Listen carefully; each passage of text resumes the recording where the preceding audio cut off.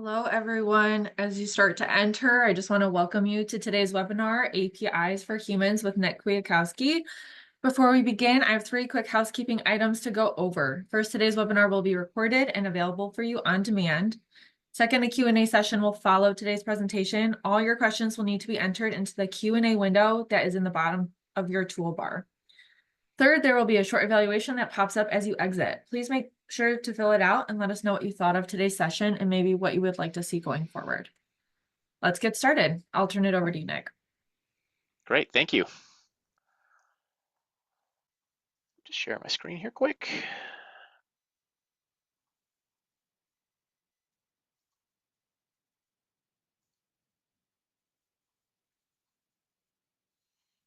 All right. Thanks everybody for joining. I'm Nick Kwiatkowski. I'm the manager of the Unified Communications team here at Michigan State University. And today we are going to be talking about an introduction to APIs, how you can embrace them within your organization, all that stuff. So we'll go from there. So before we get started, there is going to be, I'm going to be showing off a tool called Postman. Postman is a great debugging tool that you can use to test APIs, all that type of stuff. So I'm going to be showing a lot of live examples, and almost everything, except for the ones talking directly to my phone system, you'll be able to follow along.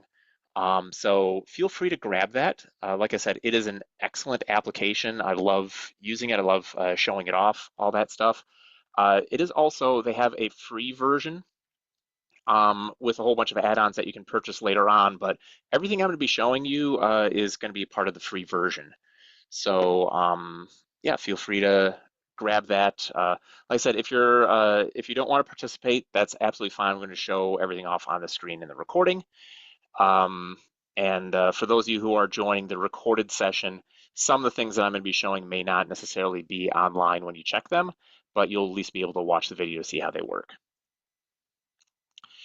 So quick agenda, I'm going to talk about, what the heck is an API, where are modern APIs used, the basics of modern APIs, and then we're going to go and send a few, use APIs to send a message and so forth. So actually we've changed that around a little bit. We're actually going to be interacting with the phone system to pull back some station data and things like that. So we're going to show live usage of different things.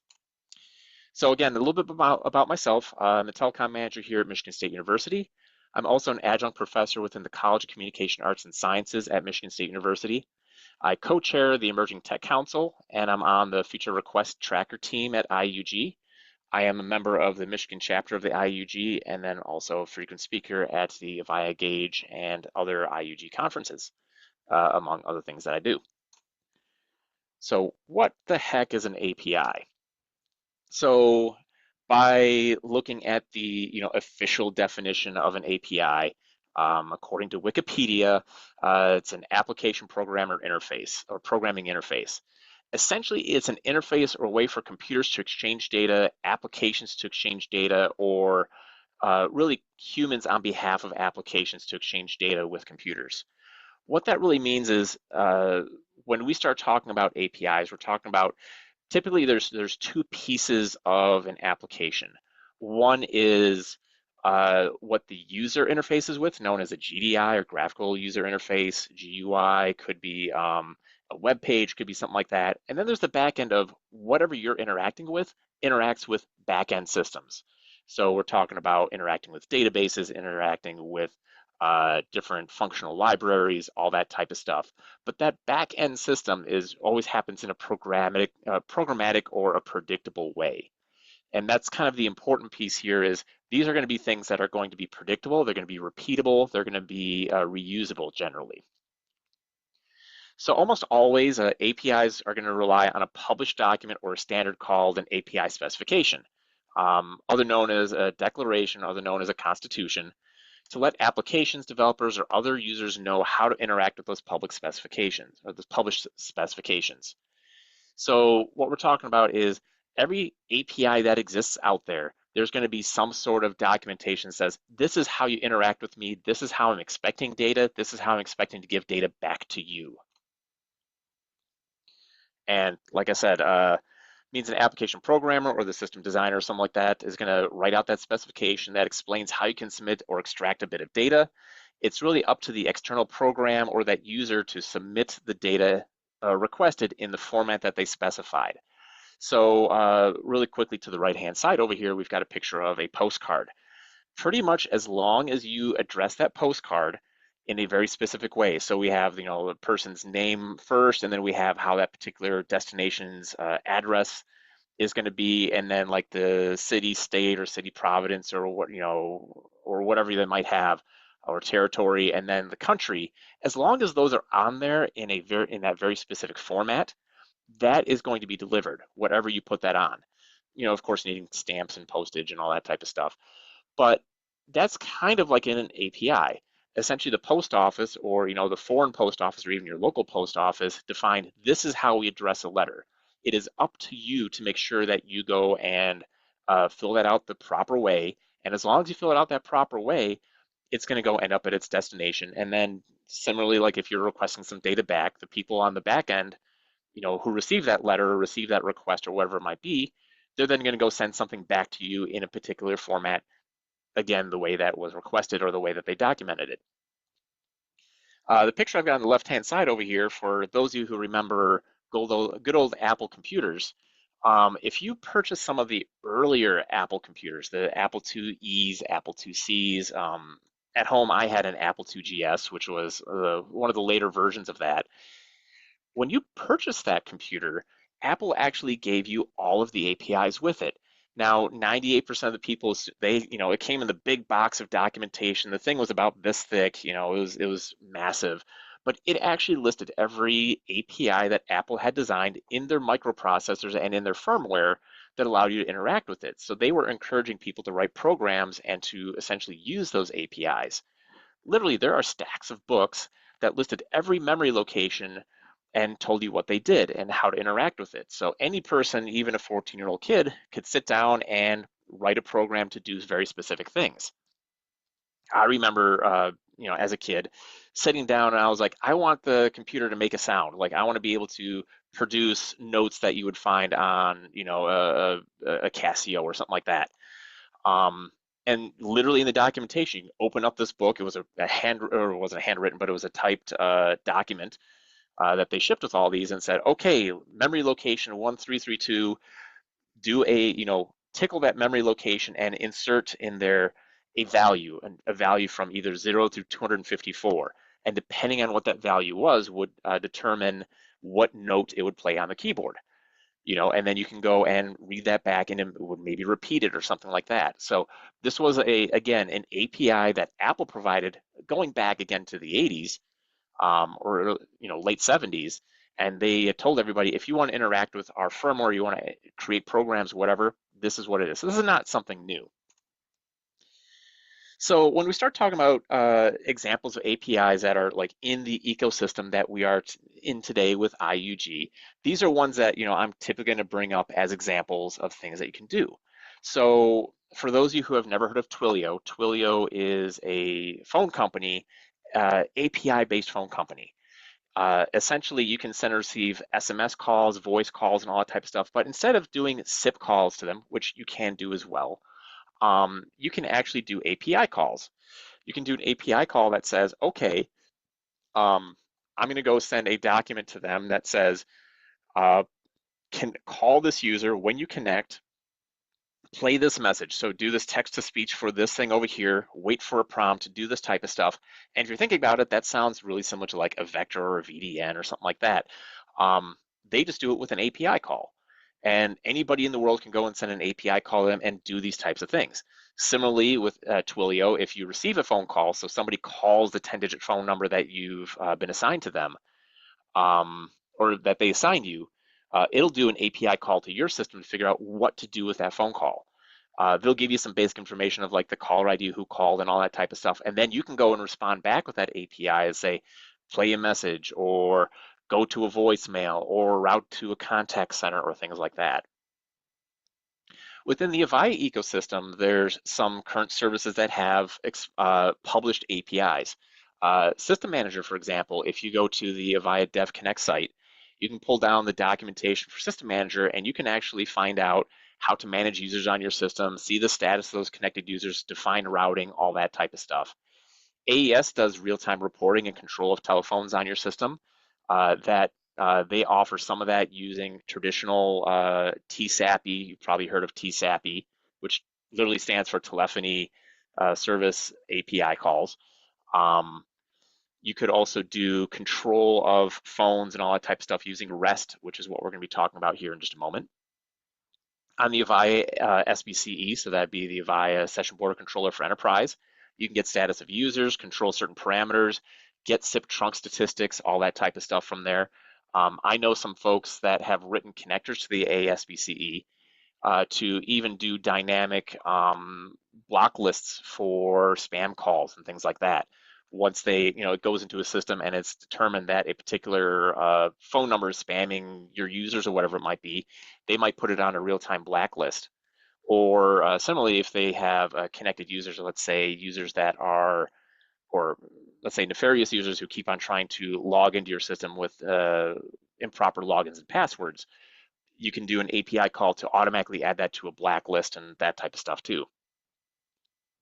For some of Avaya's newer products like AXP and AEP and some of those types of things, they've exposed a whole host of APIs in order to control the system, get system statuses, all that type of stuff as well. So these are things, like I said, that are currently in the ecosystem. There's a ton out there. Pretty much every company under the sun is doing API-based programming. They're exposing these so that we can get tighter integrations into systems. They're exposing these so, to make their products a little bit more sticky and be able, to allow for automation is really the most powerful thing with all of that.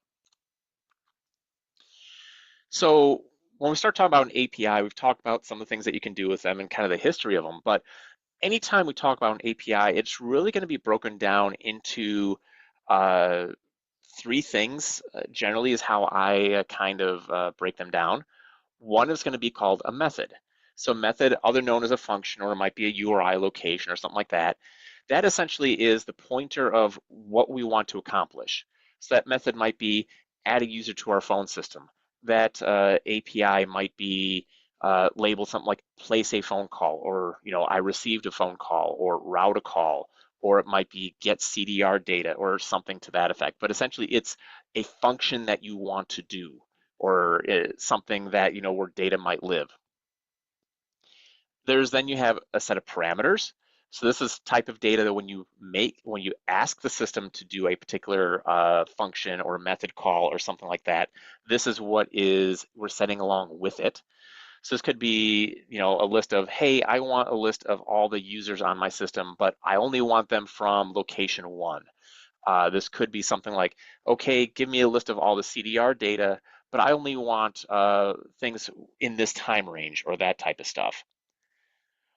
You might have an identifier, or it might be a login and password that you're setting along with that request.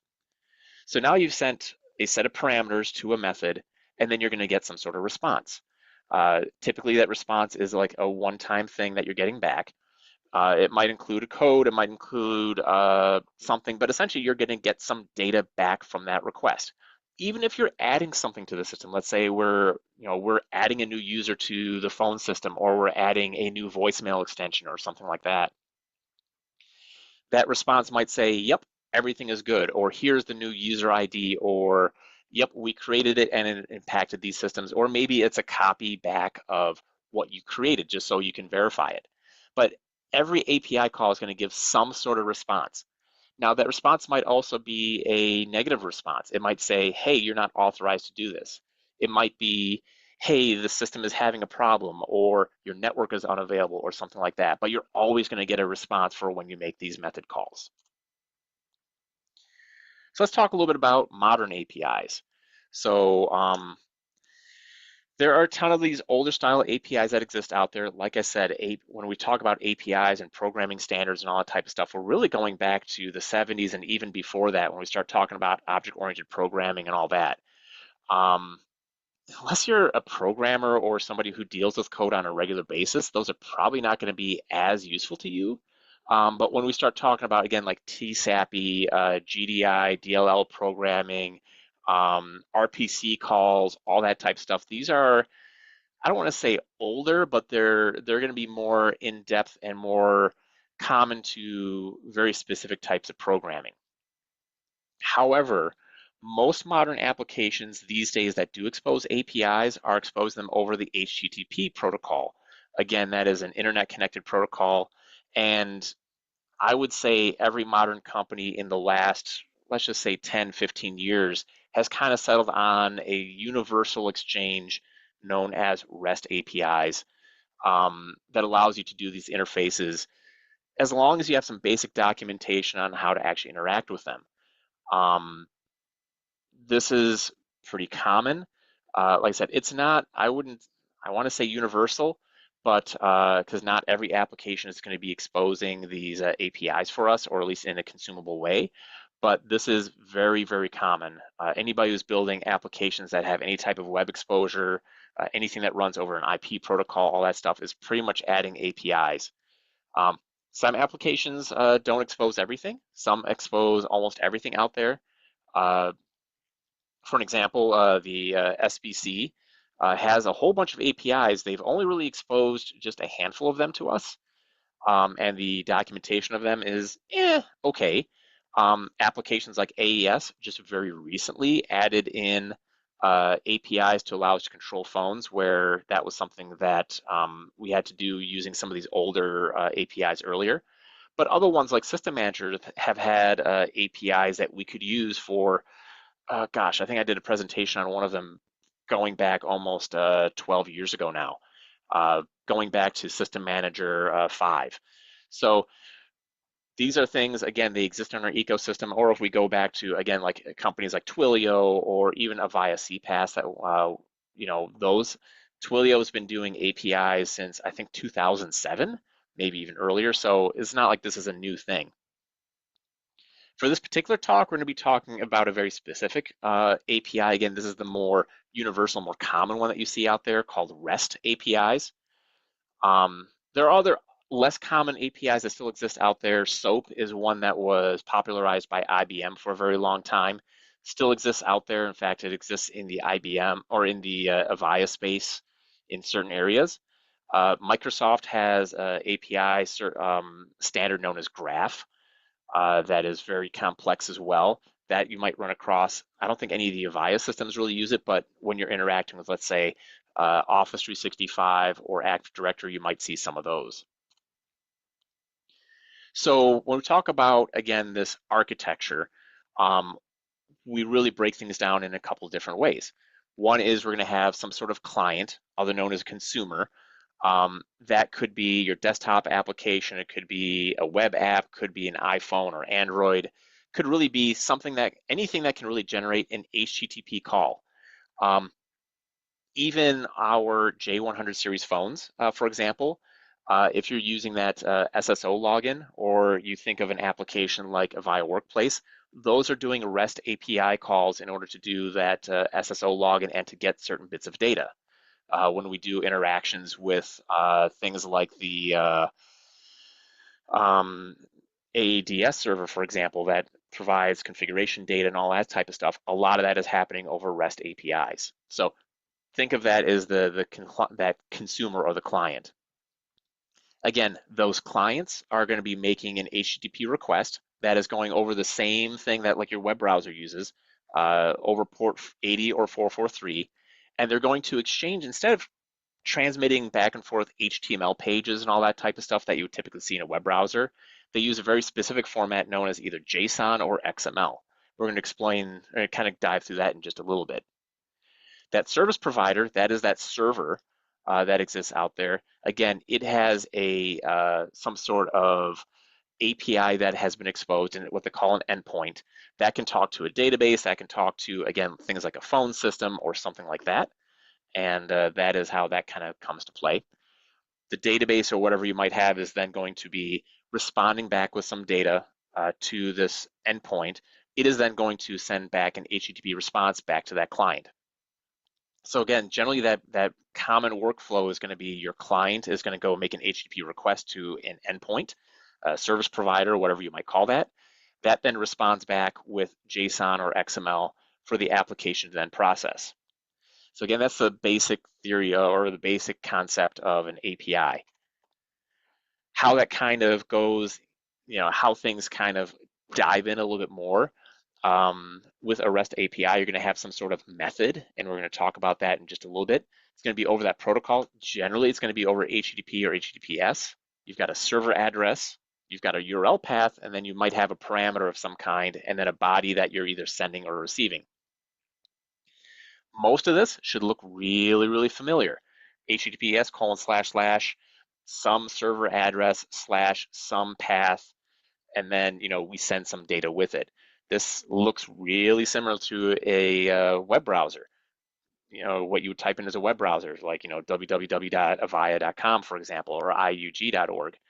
All those are really common because they're using that exact same protocol.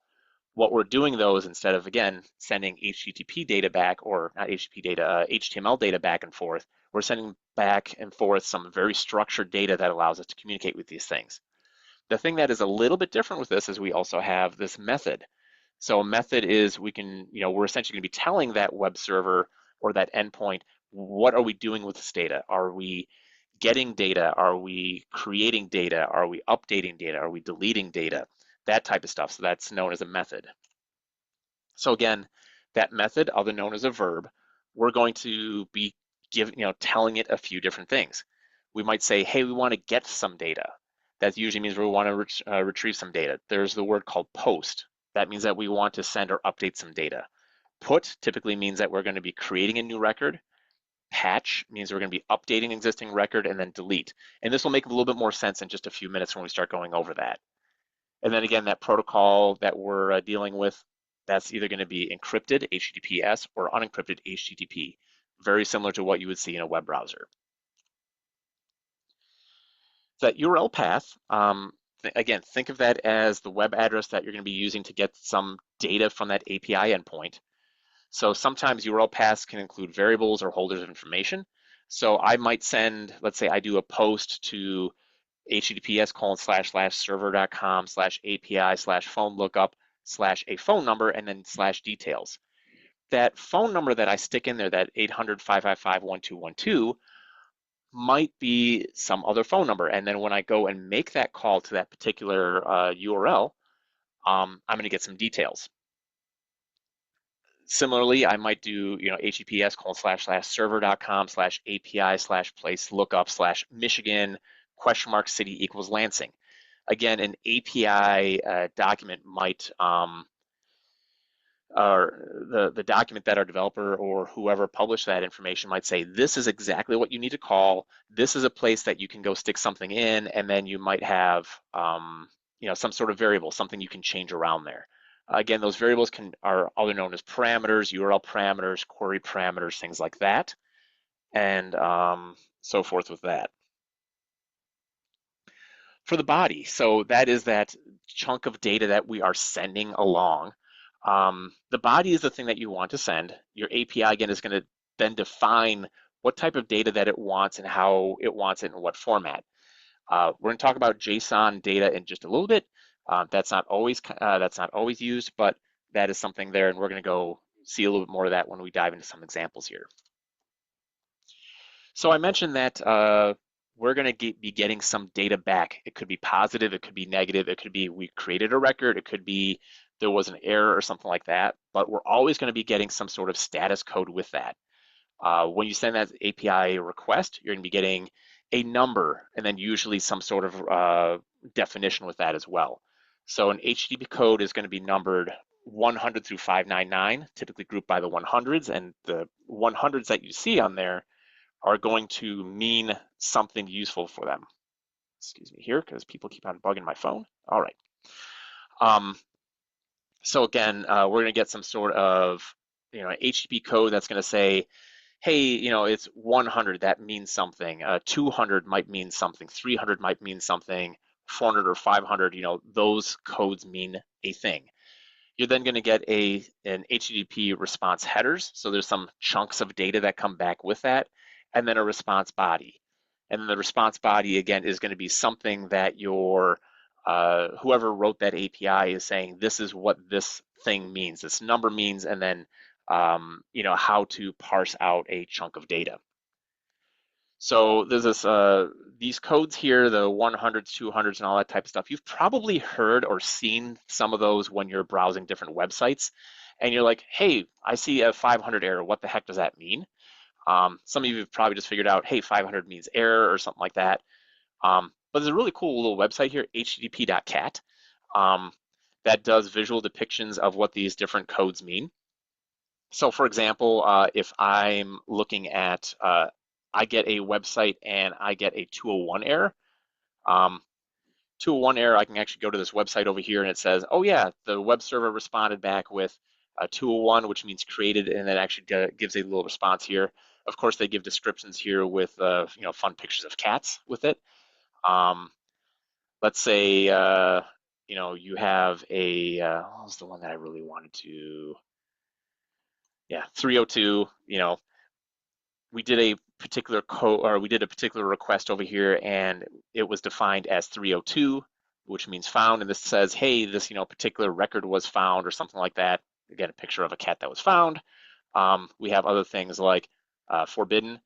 Cat, of course, in the toilet over there being forbidden. Yep, that's a thing. Or not acceptable. Again, I could go be looking at cat photos all day from this, but what is neat about this website here is it does actually show us what some of these error codes mean and all that type of stuff. So yeah, continue on here. So we're gonna go and use this http.cats as a good example to start figuring out our first API requests. So if you did actually go and install Postman in the beginning of the session over here, you probably had to create a login. Hopefully all that has been done by this point. And if that's been done, you can follow along with us. If not, you can just watch the screen. So I'm gonna go load up Postman over here, which looks like this window right here. I think the first time you launch it, it's gonna ask you to create a workplace or something like that. But I'm gonna go and create a new request.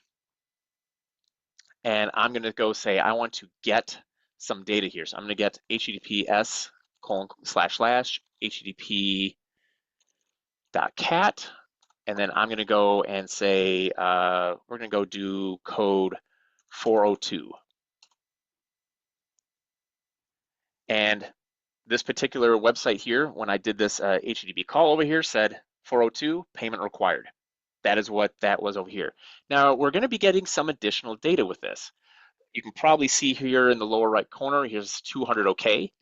That particular, even though it's giving me this picture of 402, the HTTP call itself actually gave back a 200 OK message. If I go here and I say, what does 200 actually mean? 200 was okay. Yep, it worked.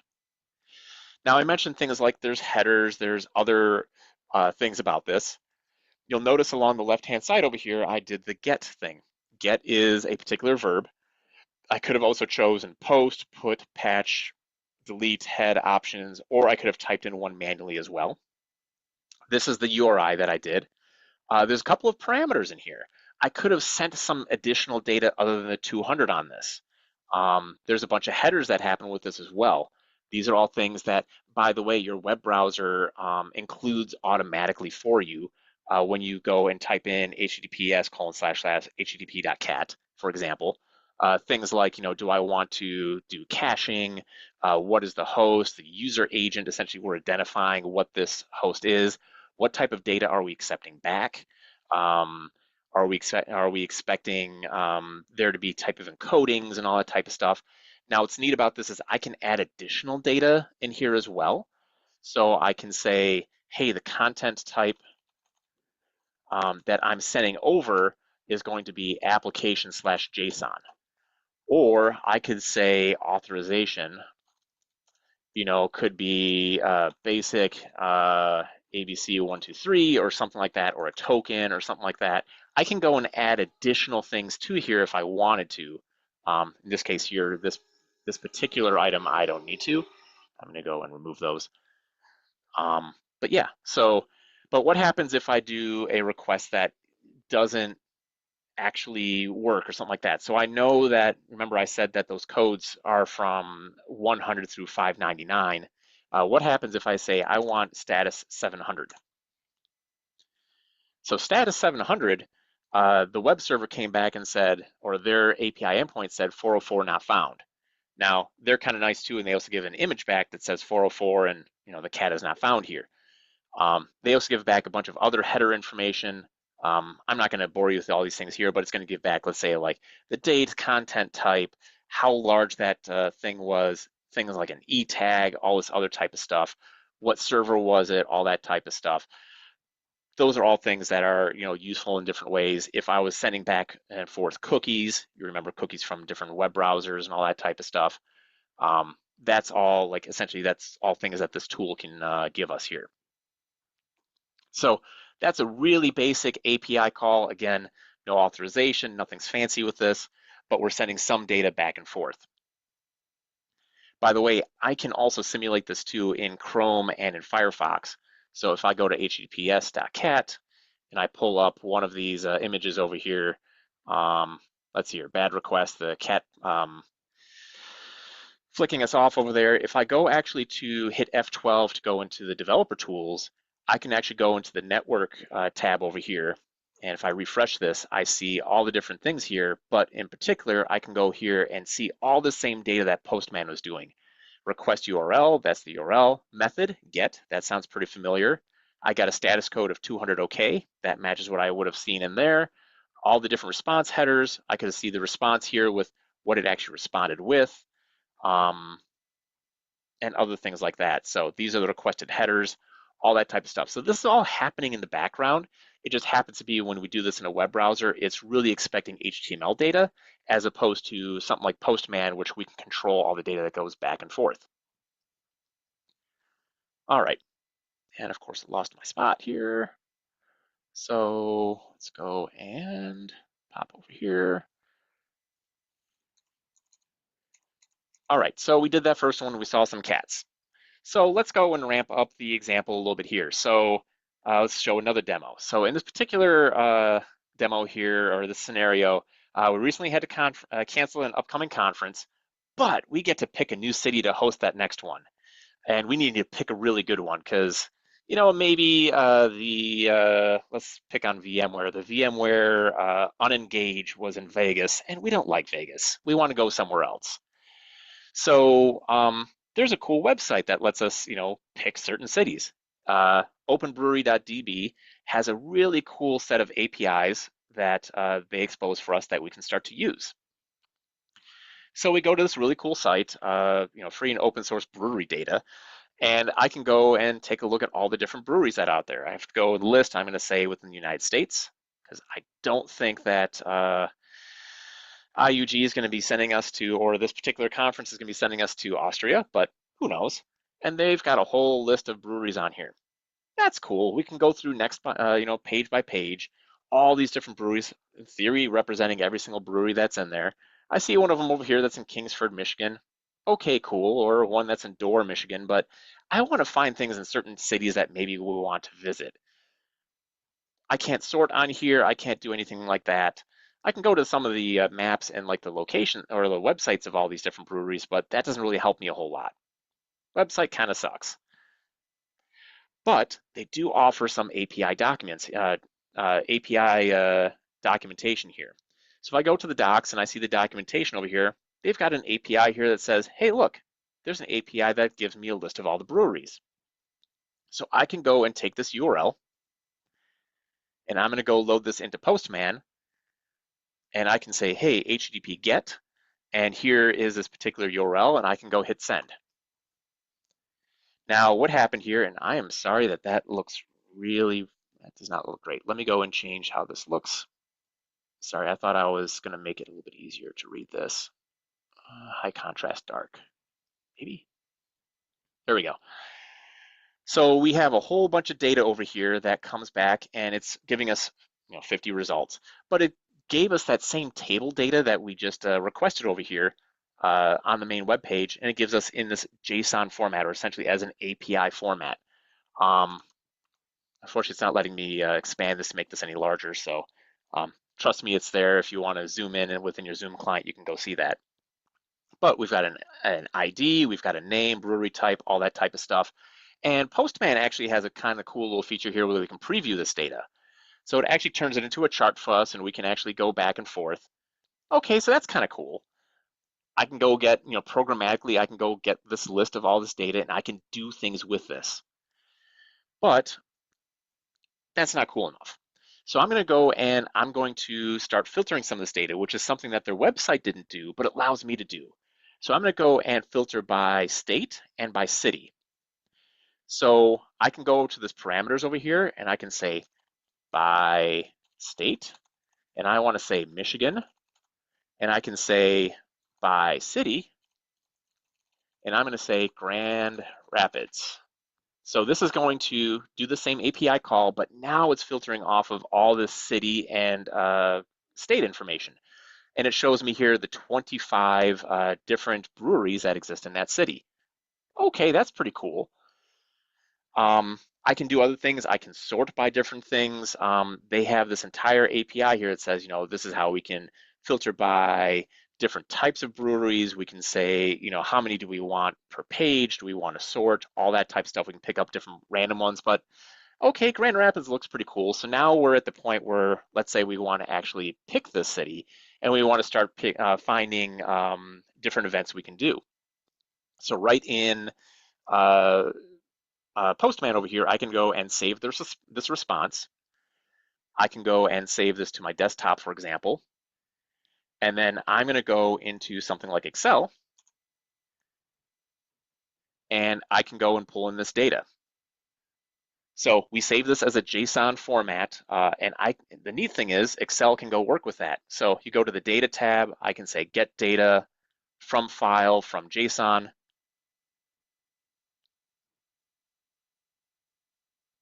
I can go and pull in that response,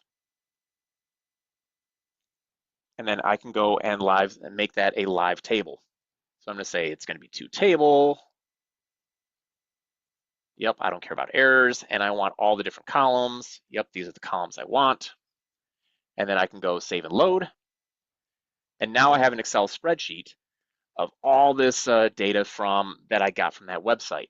I didn't have to do any crazy filtering. I didn't have to do really anything special. I was able to go and pull this right into Excel and then do whatever I wanted to do. By the way, I could have also, if I go and do a new blank sheet over here, I can also pull this in directly. So I can say, hey, I want to pull this data in from the web. It's going to say, hey, what is that URL that you want? I can go pick that over here. That's that same get command over here. I'm going to say, yep, this is what I want. It says, yep, what type of authentication that I'm using. I'm going to use anonymous because it's not requiring anything. I get this exact same manipulation tool over here from Excel. I say, yep, I want to make that response a table. I can expand it. I want all the different fields, save and load. And here I have this exact same data as well. What's neat about doing it this way here is if that data ever changes, I can go and just refresh it, and it'll go and just refresh my Excel spreadsheet. Okay, pretty cool. I can now do some useful things. All right, so I'm gonna go close those. All right, so let's continue on. So again, if I wanted to pull in that data, run the provided API as a get command from Postman, I can filter by city or state or really whatever I want based off of the documentation that they gave me.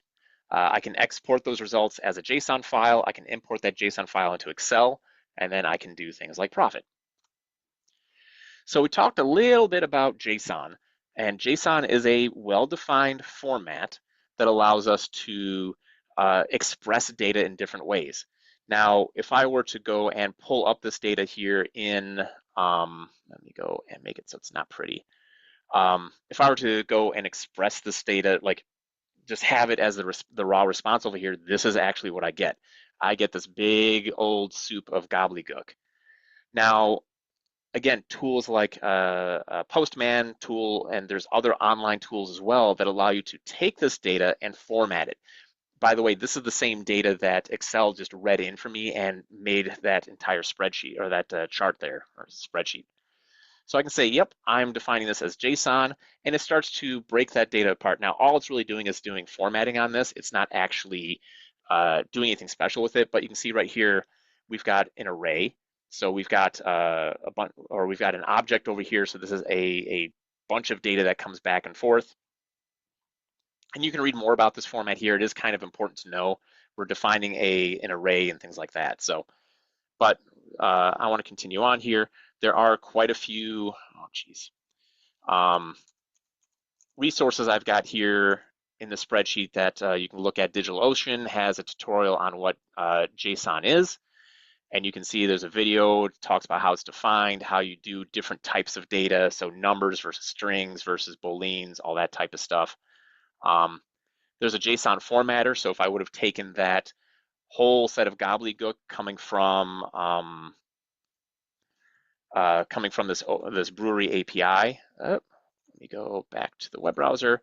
I can actually paste that into here and I can say format, and it makes it pretty here so I can identify what it is. Again, picking out like these different fields and all that.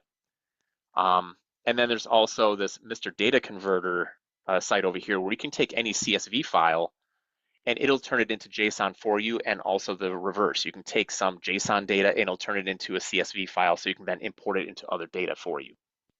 Just some resources that you can use for that. All right, so let's stop talking about beer.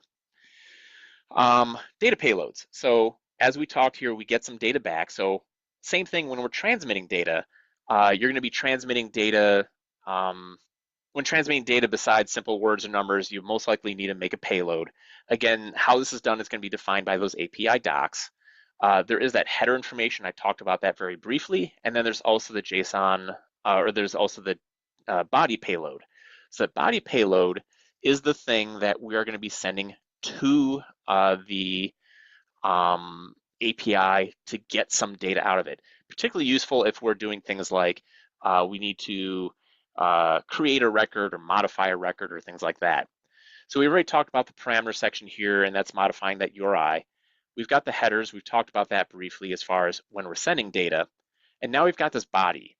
And we've got a couple of different options here. We can say none, form data, web form data, raw, which is typically going to be like we need to send JSON data or things like that. They typically say that's the payload. Binary is we need to send a file. And then I mentioned really quickly the graph standard. That is another thing that exists out there as well. Let's see here.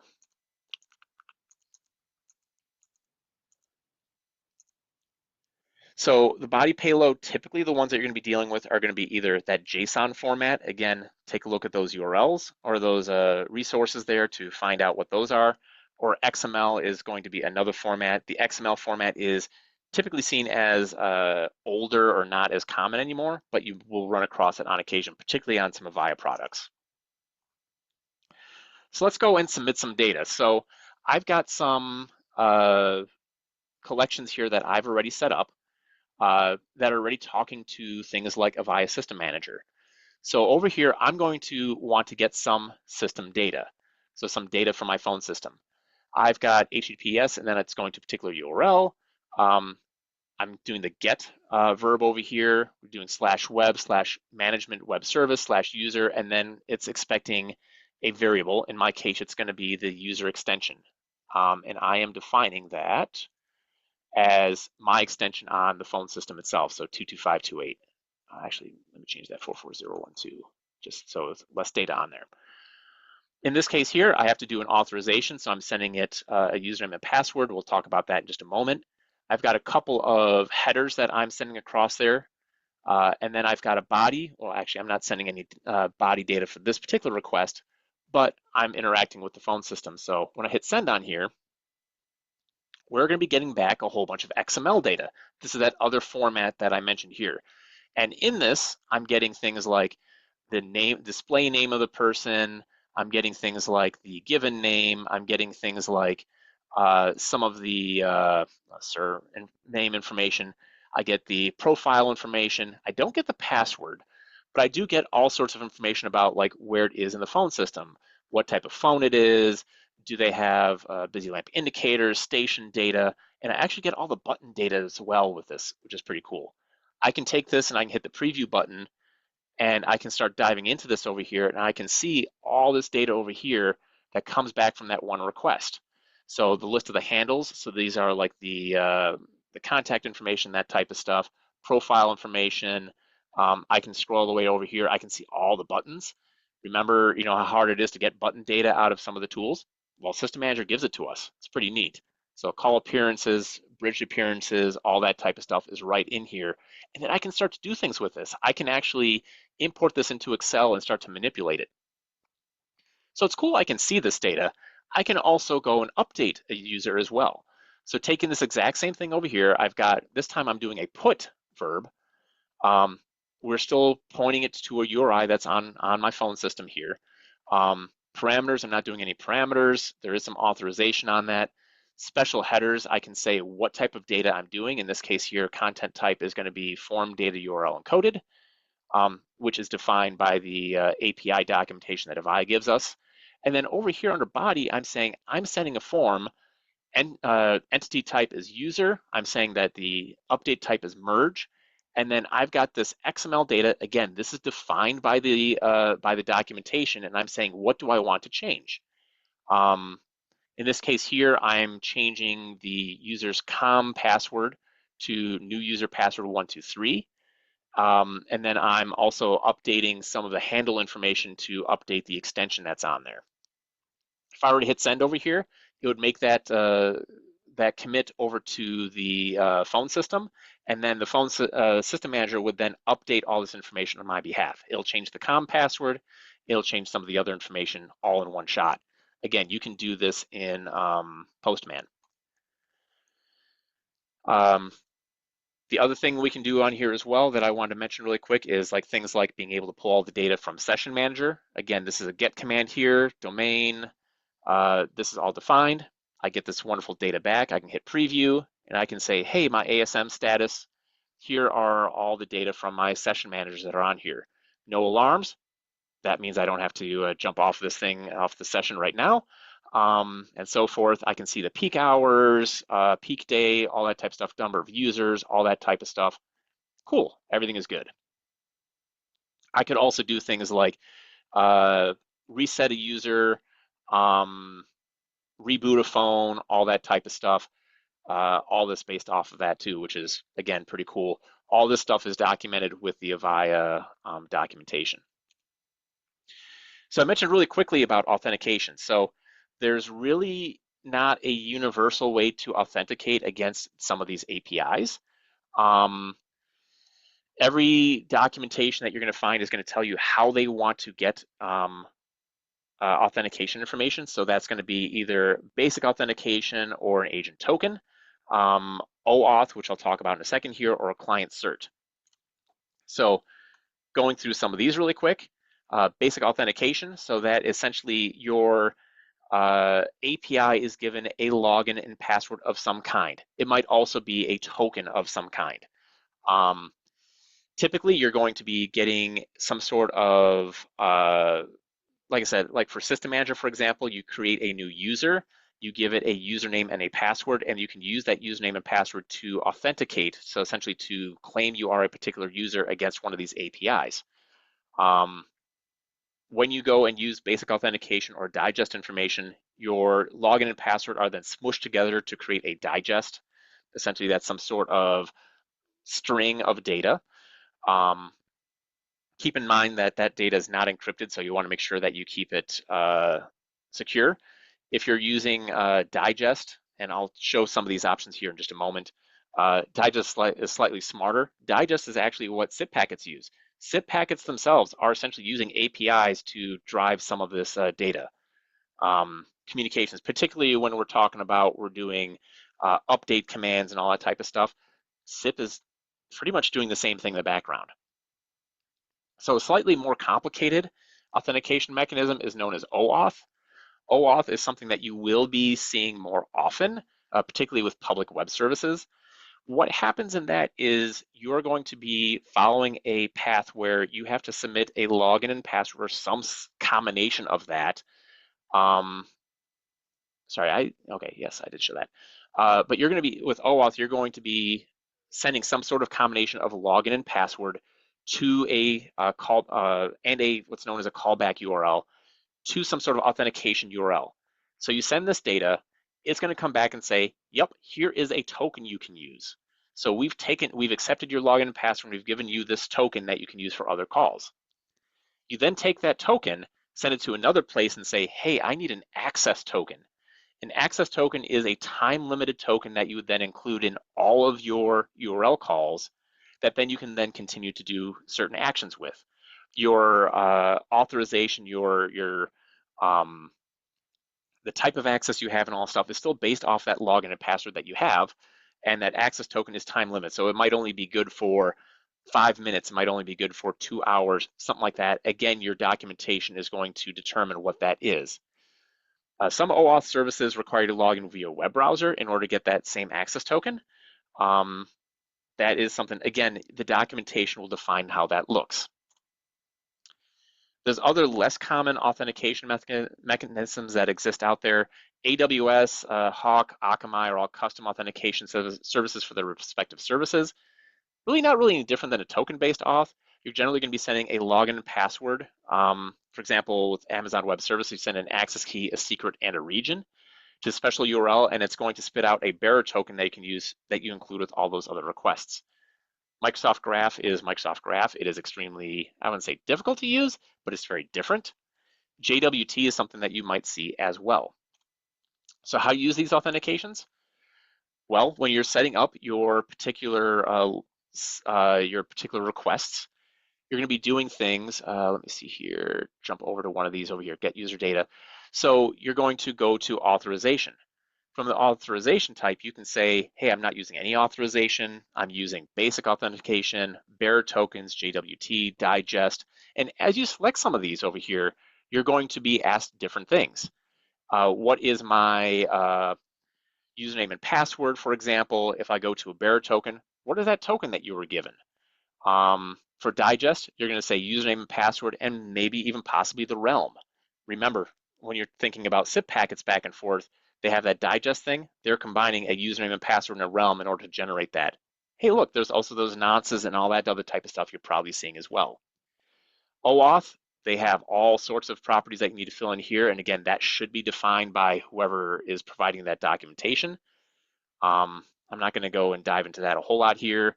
AWS, again, they're asking for an access key, secret key, and then AWS region, for example.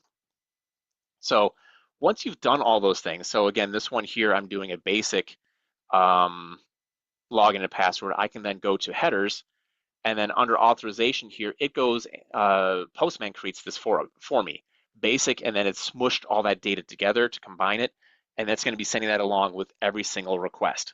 So that is how logins and passwords get transmitted. Again, every API that you use is going to have different requirements for that, and it's going to be in that documentation for you. So really quickly, I've got just a few minutes here. I want to quickly talk about automation.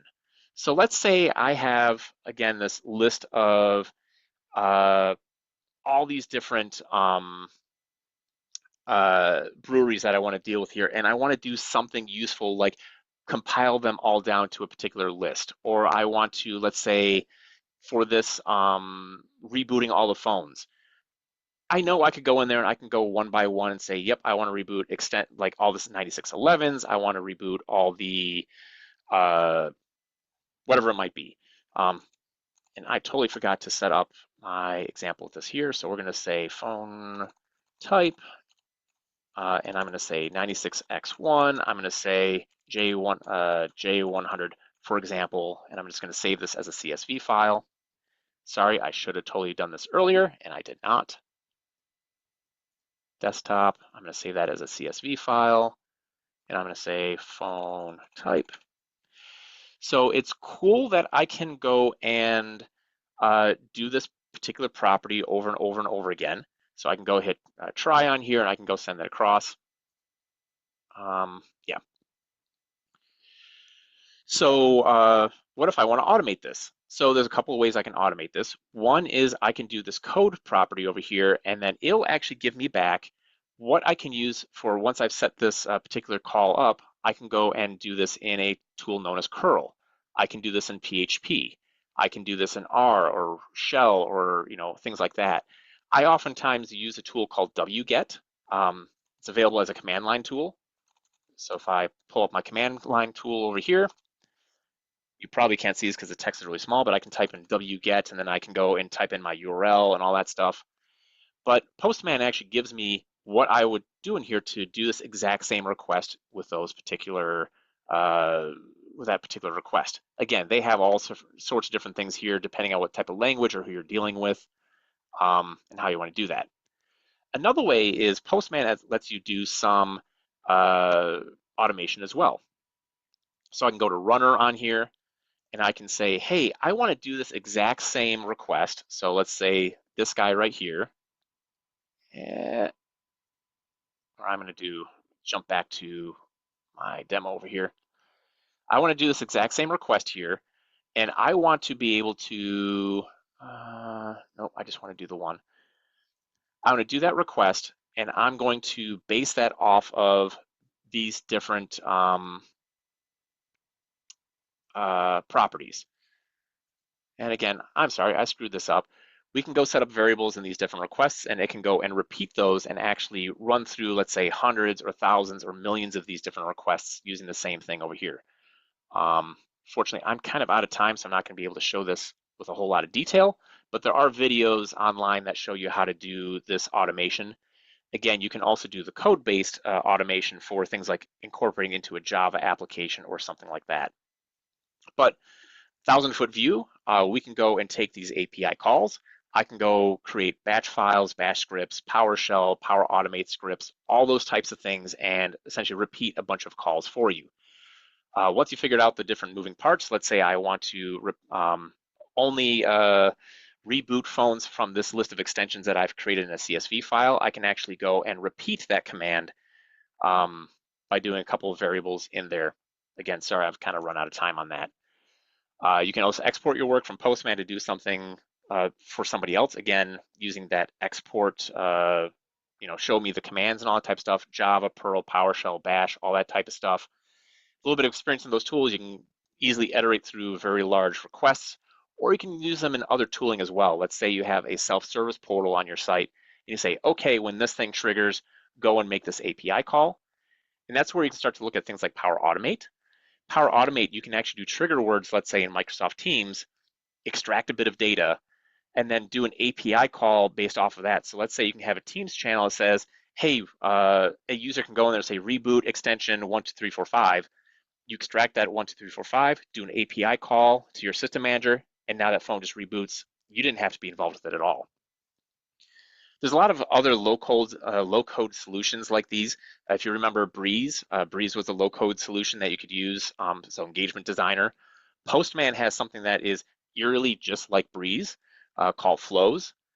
You can go and create a flow over here that does the exact same stuff that like Breeze did for these API calls once you know what those API calls are. Again, that's built into the tool. And with that, I've got about 3 minutes left for Q&A. So to open up the floor to any types of questions, again, if you do have any questions, please feel free to put them into the Q&A session or the Q&A box. Not really seeing any more.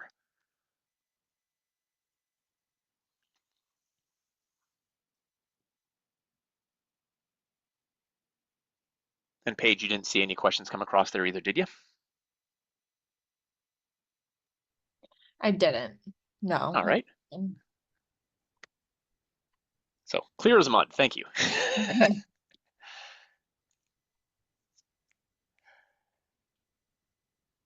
All right. Thanks, Mark. Appreciate the comment there. Again, this is more just to, this session here is really more about just introducing the topic so you can find more.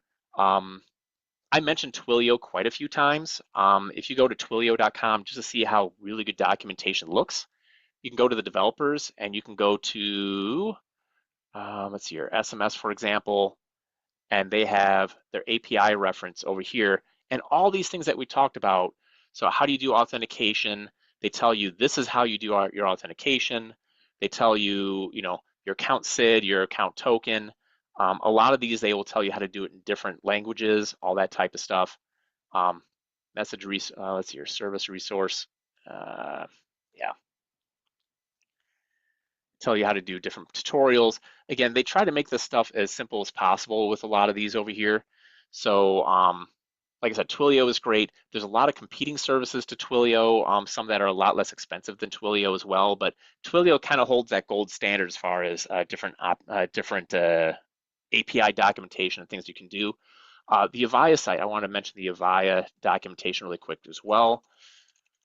So Avaya has their Dev Connect program, where they list all of their APIs that are available for developers, for really anybody. So you can go to, let's say, the Dev Connect SDKs, for example. You can go to the different products that Avaya has currently on there. So go to, let's say, System Manager, for example. They have their API quick guide. So you can start to see all the different APIs that exist in System Manager, for example.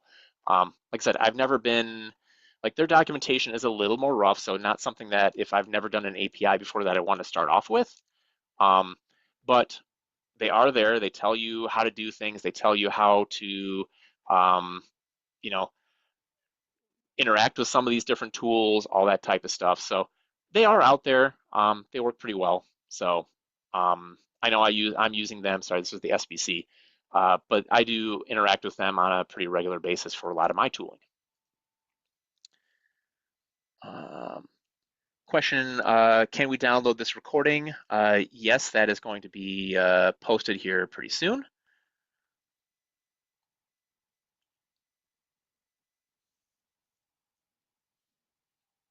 All right, and I think with that, I didn't see any questions. So we are at the top of the hour, so I thank everybody for their time. And if you have any questions, feel free to post those in the IUG forums. Other than that, I think I'll hand it back off to you, Paige. Awesome. Well, as always, thank you, Nick, for taking the time to deliver the presentation and speak to us today. As a reminder, this webinar was recorded and it will be available for on-demand viewing by the end of the day. You will also receive an email tomorrow with the direct link to the recording. To continue discussions like this and access more technical conversations and resources, we encourage you to visit our website at iug.org and check out our IUG product councils. They meet monthly and provide members for a forum to hear from Avaya and discuss current technical topics relevant to our members. Please make sure to complete that short evaluation that will pop up as you are exiting the webinar. And from all of us at IUG, we thank you and we hope you have a great rest of your day. All right, thanks again.